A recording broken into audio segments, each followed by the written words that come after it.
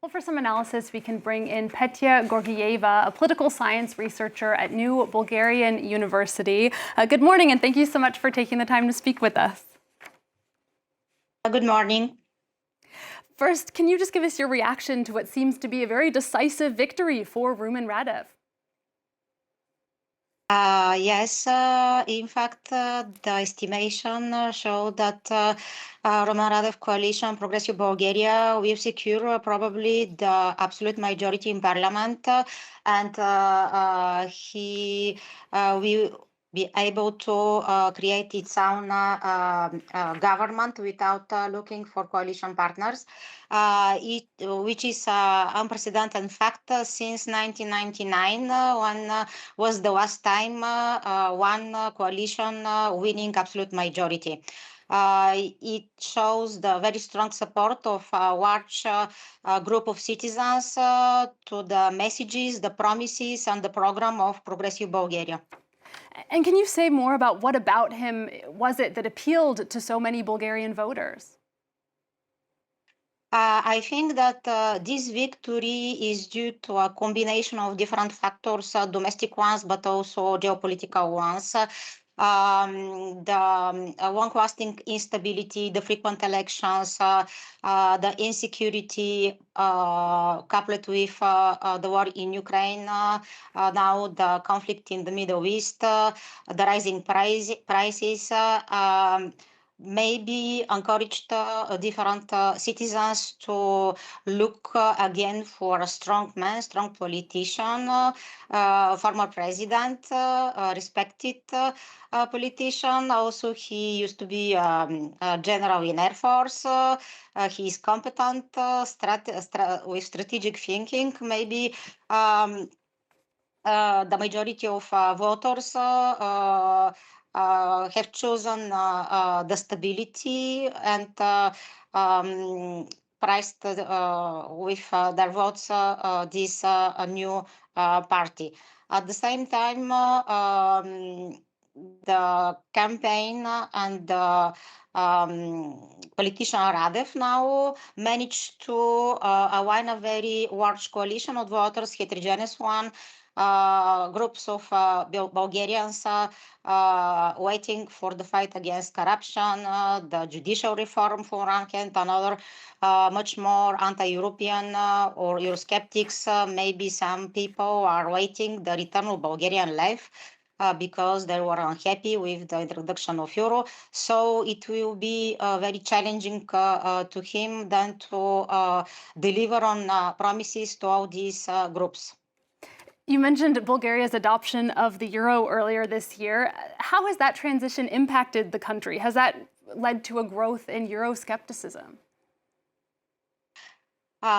It is very interesting to observe how, in fact, this huge success of Bulgaria on the 1st of January this year, Bulgaria completed its formal EU integration, which is a very good news. But immediately we've seen the rise of this reverse wave at each next step of deepening integration. There is a sort of backlash, a reverse wave, and people unhappy with the euro.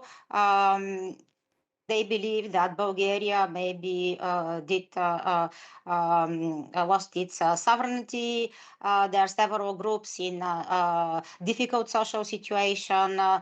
Prices are higher now. Inflation is also in rise. So some groups of people were not convinced that it was the right time to adopt the euro, and Mr. Radev in 2025 also asked for the organization of a national referendum, but this referendum didn't happen. So now he very skillfully instrumentalized this fact. What does Radev's victory mean then for the EU? Do we have a sense of what policy he might take? Uh, First of all, he's not shifting radically the European path of Bulgaria or the integration of Bulgaria in NATO and international structures.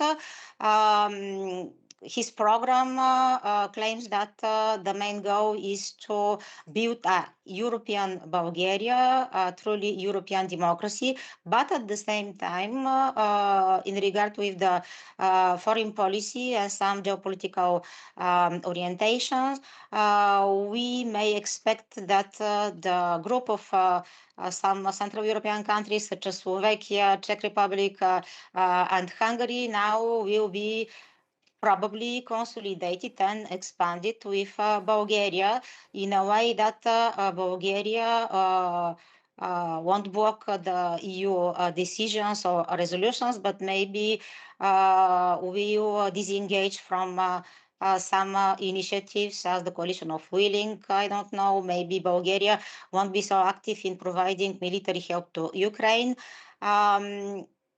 In some degree, maybe the Euroscepticism in foreign policy we are going to observe will be a soft one with a national Bulgarian edition of Bulgaria First or national interest first.